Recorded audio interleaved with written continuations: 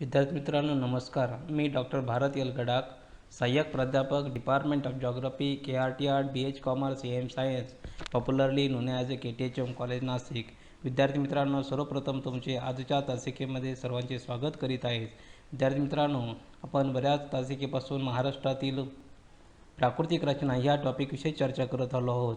या टॉपिकमध्ये असणाऱ्या महाराष्ट्रातील वेगवेगळ्या प्रकारचे असणारे हे असेल, वेगवेगळ्या प्रकारच्या असेल नद्या असेल, त्या नद्यांविषयी चर्चा केली आहेत. म्हणजे कोणकोणते खोरे आहेत, पश्चिमवाहिनी नद्या कोणत्या, पूर्ववाहिनी नद्या कोणत्या, ह्याविषयी चर्चा केली आहेत.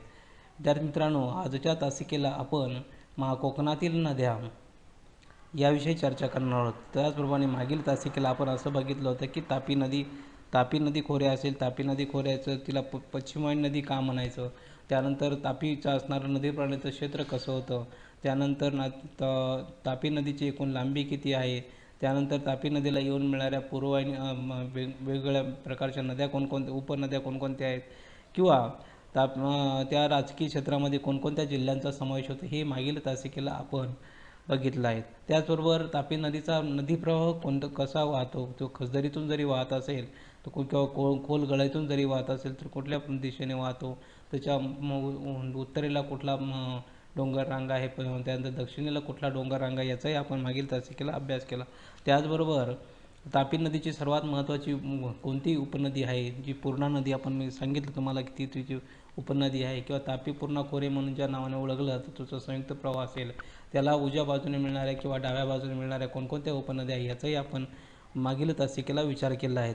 ह्या महत्त्वाची जी तापी पूर्णा खोरे जो आपण बघितलं आहे, त्यामध्ये कोणकोणत्या जिल्ह्यांचा समावेश होतो किंवा कोणकोणत्या भागामध्ये या खोऱ्यामध्ये कोणकोणते महत्त्वाचे जिल्हे येतात त्याचाही विचार आपण मागील तासिकेला केला आहे, किंवा कोणकोणते शहरं ह्या दोन्ही नद्यांच्या काठी वसलेले आहेत याचाही आपण मागील तासिकेला विचार करणार आहोत. की महाराष्ट्रातील नदी प्रणालीचा आपण जो विचार करतो आहे, पश्चिमवाहिनी नद्या आणि पूर्ववाहिनी नद्या हे मी तुम्हाला मागच्या लेक्चरला सांगितलं. पण सर्वात महत्त्वाची गोष्ट आहे की ह्या कोकणातील नद्या कोणकोणत्या आहेत. आता कोकणातील नद्या भरपूर नद्या आहेत, असल्यामुळे त्यांचं विभाजन करण्यात आलं आहे की उत्तर कोकणामधून कोणकोणत्या वाहतात, मध्य कोकणातून कोणत्या वाहतात आणि दक्षिण कोकणातून कोणकोणत्या वाहतात. आता ह्या ठिकाणी तुम्हाला कोकणचा नकाशा दाखवण्यात आला आहे. आता हा कोकणचा जो प्रदेश किंवा कोकणचा ज्या भागातील ज्या नद्या आहेत त्या नद्या कोणकोणत्या, उदाहरणार्थ असेल की वैतरणा नदी असेल, थानसा असेल, पात्रगंगा असेल, अंबा असेल, किंवा कुंडलिका असेल, सावित्री असेल, जगबुडी असेल, वैशिष्ट्य असेल, शास्त्री असेल, बाव असेल, काजवी असेल, मुचकुंदी असेल, किंवा वाघोट असेल, किंवा वेलू असेल, अशा वेगवेगळ्या प्रकारच्या, किंवा हिरण्यकेशी असेल, किंवा तेरेखोल असेल, या वेगवेगळ्या प्रकारच्या नद्या या कोकणातील नद्या. या कोकणातील नद्यांचं वैशिष्ट्य काय, किंवा ह्या कोकणातील नद्या अतिशय महत्त्वाच्या का वाटतात, किंवा कोकणातील नद्या असतील आणि देशावरच्या नद्या असतील यांच्यामधलं काय फरक आहे नेमका, किंवा कोकणातील एखाद्या नद्यांचं खाडीचं काय वैशिष्ट्य आहे, किंवा विभागवार नद्यांचा जर विचार केला आपण तर त्या कशा आहे, किंवा कोकणाच्या असणाऱ्या एकूण उगमाजवळ असणाऱ्या त्याच्या नद्या का असतील, त्या कोकणाच्या वाहणाऱ्या नद्यांचं वैशिष्ट्य वेगवेगळं काय आहे. कारण काय की कोकणात अतिशय वेगाने वाहणाऱ्या ज्या नद्या आहे त्यांच्या उगमस्थानाच्या क्षेत्रामध्ये प्रदेशाची मोठ्या प्रमाणात झीज केलेली आहे. हळूहळू जलविभाजक पूर्वेकडे सरकत आहे असं आपल्याला म्हणता येईल. पण आता सर्वात महत्त्वाचं गोष्ट आहे की महाराष्ट्रामध्ये राजधानीचं स्थान असणाऱ्या मुंबईत फार मोठ्या प्रमाणात विकास झाला आहे. मुंबई असेल, ठाणे असेल, कल्याण असेल, हे औद्योगिकदृष्ट्या प्रगत शहरं आहेत. त्या मानाने अलिबाग, रत्नागिरी, चिपळूण, वेंगुर्ला ह्या शहराचा फारसा विकास झालेला नाही आपल्याला माहिती आहे. पण सर्वात महत्त्वाची गोष्ट आहे की पूर्वेस सह्याद्री पर्वत आणि पश्चिमेस अरबी समुद्र आहे. यांनी मर्यादित केलेल्या ह्या चिंचोळ्या कोकणातून अतिशय वेगाने नद्या वाहतात. उत्तरेकडून दक्षिणेकडे जर आपण गेलो तर दमणगंगा असेल, वैतरणा असेल, उल्हास असेल, सावित्री असेल, तेरेखोल असेल, या प्रमुख नद्या एकमेकांना समांतर दिशेने वाहत असतात व अरबी समुद्राला मिळतात. आणि ह्या सर्वात महत्त्वाची गोष्ट आहे की ह्या नद्यांच्या मुखाशी खाड्या तयार झालेल्या आहेत. उदाहरणार्थ वसईची खाडी असेल, धरमतरची खाडी असेल, दाभोळची खाडी असेल, जयगडची खाडी असेल, अशा प्रकारे ह्या कोकणातील नद्यांचं वैशिष्ट्य आपल्याला सांगता येईल. कोकणातील नद्यांविषयी थोडक्यात आपल्याला बघत असताना आपल्याला असं म्हणावं की या नदी प्रणालीविषयी सांगावं लागेल की पूर्वेस सह्याद्री पर्वत, पश्चिमेस अरबी समुद्र, यामुळे कोकण किनारपट्टी मुळातच अरुंद आहे. आणि अरुंद झाल्यामुळे म्हणजे पूर्वेस असणारा सह्याद्री पर्वत आणि पश्चिमेस असलेला अरबी समुद्र, ह्यामुळे ती एकदम अरुंद स्वरूपाची निर्माण झालेली किनारपट्टी. आता या सह्याद्रीच्या पश्चिमेकडच्या तीव्र उतार आहे. आता पश्चिमेकडे आपण बघतो की पश्चिमेकडच्या सह्याद्रीच्या पश्चिमेचा बघू, पश्चिमेचा विचार करा. या ठिकाणी पश्चिमेला जर बघितलं त्याचा तीव्र उतार आहे. आणि ह्या दोन कारणांमुळे सर्वात महत्त्वाची गोष्ट सांगितली की ह्या ठिकाणी ही अरुंद स्वरूपाची किनारपट्टी, आणि दुसरं कारण जे सांगितलं तुम्हाला की सह्याद्री पश्चिमेस तीव्र उतार आहे. ह्या दोन कारणामुळे कोकणातील नद्या लांबीने अतिशय कमी आहे. आणि त्या सर्वात महत्त्वाची गोष्ट आहे की हा उतार अतिशय तीव्र असल्यामुळे ते वेगाने वाहतात आणि त्या अरबी समुद्राला मिळतात. आता ह्या अरबी समुद्राला मिळण्यामुळे यांचा उतार तीव्र असल्यामुळे या दोन कारणामुळे ह्या नद्यांची लांबी कमी आणि अखूड किंवा कमी, खूप अखूड आहे किंवा कमी आहे असंही आपल्याला म्हणावं लागेल. त्याचबरोबर आता कुठून तर कुठपर्यंत बघितलं आपण तर उत्तरेला दमणगंगा नदीपासून तर दक्षिणेला तेरेखोल नदीपर्यंत साधारणपणे उत्तरेसला दमणगंगापासून तर दक्षिणेला तेरेखोल नदीपर्यंत 720 किलोमीटर अंतर आहे. जो आपण म्हणतो की महाराष्ट्रामधल्या समुद्रकिनारा किती 720 किलोमीटर लांबीचा आहे. तर त्या 720 किलोमीटर लांबीच्या तेरेखोल नदी उत्तरेस दमणगंगा व दक्षिणेस तेरेखोल नदीपर्यंत म्हणजे 720 किलोमीटर लांबीच्या 30 ते 60 किलोमीटर रुंदीच्या अशा कोकण किनारपट्टीवरून बऱ्याच नद्या वाहतात. या नद्यांची मगाशी नावं सांगितली मी तुम्हाला. आता या नद्यांची लांबी फक्त 49 ते 155 किलोमीटरच्या दरम्यान आहे. आणि या कोकणातून वाहणाऱ्या नद्यांमधून वार्षिक पाण्याचा प्रवाह आहे 42,480 दशलक्ष घनमीटर एवढा असतो. म्हणजे अरबी समुद्राला एवढ्या मोठ्या प्रमाणात पाण्याचा पुरवठा या ठिकाणी या नद्यांच्या मार्फत केला जातो. नद्यांचं बघत असताना आपल्याला की कोकणातील नद्या आणि देशावरील नद्यांचा काय फरक आहे, की कोकणातील नद्या वेगळ्या आणि देशावरील नद्या वेगळ्या का वेगळ्या म्हणावं लागेल. तर बघा, देशावरील म्हणजे देशावर आपण देश कशाला म्हणतो, दख्खनच्या पठारावर म्हणजे जो आपला दख्खनचा भाग आहे त्याला म्हणायचं की सह्याद्री पर्वताच्या पूर्वेकडचा प्रदेश, हे तुम्हाला माहिती आहे. आला त्या पूर्ववाहिनी आहे आणि कोकणातील नद्या ह्या पश्चिमवाहिनी म्हणजे ह्या पूर्ववाहिनी म्हणजे पूर्वेला वाहत जातात आणि कोकणातील नद्या ह्या पश्चिमेला वाहत जाऊन अरबी समुद्राला मिळतात. पण देशावरील नद्या ह्या पूर्ववाहिनी नद्या आहेत असं आपल्याला म्हणावं लागेल. आता ह्या नद्यांचा उगम जरी सह्याद्री पर्वतात होत असला तरी या दोन्ही देशावरून वाहणाऱ्या नद्या जास्त लांबीच्या आहेत. उदाहरणार्थ गोदावरी असेल, भीमा असेल किंवा या नद्यांचा आपण म्हणू. पण आता जर कोकणातील नद्या अतिशय अखूड किंवा अतिशय कमी लांबीच्या आहेत असंही आपल्याला या ठिकाणी म्हणावं. म्हणजे या लांबीचा जर विचार केला तर पूर्ववाहिनी नद्या ह्या अतिशय लांब आणि कोकणातील नद्या ह्या अतिशय अखूड किंवा कमी लांबीच्या आहे असं आपल्याला म्हणावं लागेल. त्यानंतर देशावरील नद्यांचं सर्वसाधारण संत स्वरूपाचं असतं. म्हणजे उतार जर विचार केला आपण, उताराच्या दृष्टीने जर त्या दोन्ही मधला फरक सांगितला तर ज्या देशावर किंवा दख्खनच्या पठारावर असणाऱ्या या नद्या असतील त्या संत स्वरूपाचे किंवा अतिशय उतार हा कमी स्वरूपाचा आहे. पण जर हाच विचार आपण आणि त्याच्यामुळे त्यांची खोरी रुंद असून त्यांचा उपयोग मोठ्या प्रमाणावर झालेला आहे. मोठ्या प्रमाणात त्या ठिकाणी ॲग्रिकल्चर किंवा सुजलाम सुफलाम होण्यासाठी ह्या देशावर नद्यांनी महत्त्वाचे कार्य केले. पण याच्या विरुद्ध आपण जर गेलो तर कोकणातील नद्या ह्या सरळ आणि कड्यासारख्या असणाऱ्या सह्याद्री पर्वतावर अतिशय वेगाने वाहत जातात आणि अरुंद आणि खडकाळ प्रदेशातून लगेच समुद्रास मिळतात. त्यामुळे त्या ठिकाणी असणाऱ्या ह्या नद्यांचा पाण्याचा उपयोग पाहिजे तेवढ्या प्रमाणात नाही. त्यानंतर पुढे गेल्यानंतर आता सर्वात महत्त्वाची गोष्ट की ह्या कोकणातील नद्या असणाऱ्या वेगवेगळ्या नद्यांपैकी सर्वात महत्त्वाची एक नदी आहे. त्या नदीचं नाव आहे उल्हास नदी. आता उल्हास नदीचा उगम रायगड जिल्ह्यातील राजमा टेकड्यांच्या उत्तर भागामध्ये होतो. आता ह्या उल्हास नदीची लांबी 122 किलोमीटर सर्वात लांबी असल्यामुळे तिचा उल्लेख केला आहे. त्यानंतर तिचे पाणलोट क्षेत्र हे 4,637 चौरस किलोमीटर. आता ही नदी उत्तरेकडे वाहत जाते व नंतर पश्चिमेकडे वाहत जाऊन ठाण्याजवळ तिचे दोन फाटे म्हणजे दोन प्रवाह निर्माण होतात. आता हे दोन प्रवाह निर्माण झाल्यास एक पश्चिमेला जातो, दुसरा दक्षिणेला जातो. आता याची मुख्य शाखा वायव्येला घोडबंदरा जाऊन वळते आणि वसई खाडी मधून अरबी समुद्राला मिळते. आता दक्षिण शाखा ठाणे खाडीमार्गे मुंबई बंदरास मिळते. अशा दोन प्रकारचे प्रवाह मी तुम्हाला सांगितले की उल्हास नदीचे. एक असणारा पश्चिमेला जातो, दुसरा दक्षिणेला जातो. आणि मुख्य शाखा जी आहे तिचे वायव्येस घोडबंदराला मिळते आणि वसई खाडीमधून अरबी समुद्राला मिळते. दक्षिण शाखा ठाणे खाडीमार्गे मुंबई बंदर. नंतर पुढे हीच नदीविषयी आपल्याला सांगावं लागेल की उल्हास नदी क्षेत्रामध्ये आसपास महत्त्वाची कर्जत, बदलापूर, उल्हासनगर, कल्याण, दिवा डोंबिवली, ठाणे असे वेगवेगळे महत्त्वाचे ठिकाणं त्या ठिकाणी येतात.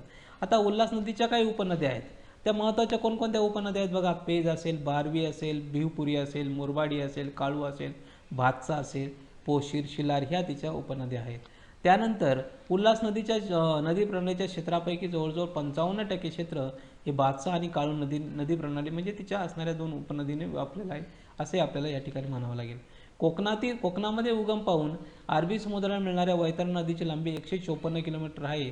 म्हणून कोकणामध्ये सर्वात मोठे महत्त्वाची नदी जी म्हटली जाते किंवा कोकणामधील नद्या म्हटली जातात, तर त्यामध्ये महत्त्वाची नदी म्हणून तिला वैतरणा नदी असे आपल्याला तर पुढे गेल्यानंतर आपल्याला बघायचं आहे की कोकणामधील नद्यांच्या खाड्याचे वैशिष्ट्य काय, किंवा हे वैशिष्ट्य बघत असताना की आपल्याला माहिती आहे की सह्याद्री पर्वतामध्ये मोठ्या प्रमाणावर पाऊस पडतो, किंवा पश्चिम भागामध्ये म्हणजे सह्याद्रीला काय म्हणतो आपण की त्या ठिकाणी स्वरूपाचा मोठ्या प्रमाणात पाऊस पडतो.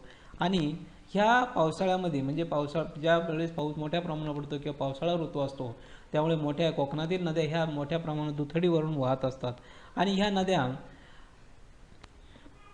नद्या समुद्रास मिळताना वाहून आणलेला गाळ मुखाजवळ साचल्यामुळे त्या ठिकाणी मोठमोठ्या प्रमाणावर साच तयार करतात, किंवा पूर्वेस सह्याद्री पर्वत, पश्चिमेस अरबी समुद्र, यामुळे मर्यादित नद्या या समुद्राला मिळताना वाहून आणलेला गाळ हा मुखाजवळ सोडतात. आणि मुखाजवळ सोडल्यामुळे त्या ठिकाणी काही वाळूचे दांडे निर्माण झाले आहेत असे आपल्याला त्या ठिकाणी म्हणावं लागेल. आता नद्यांच्या मुखाजवळ सागराचे पाणी नदीमध्ये शिरते आणि त्या ठिकाणी पाणी खारट बनते, असंही आपल्याला या ठिकाणी नद्यांचं पाणी खारट बनलेलं आपल्याला समजावं लागेल. त्यानंतर असं म्हटलं जातं की कोकणात वाहणाऱ्या नद्यांच्या मुखाजवळ खाड्या निर्माण झाल्या आहेत.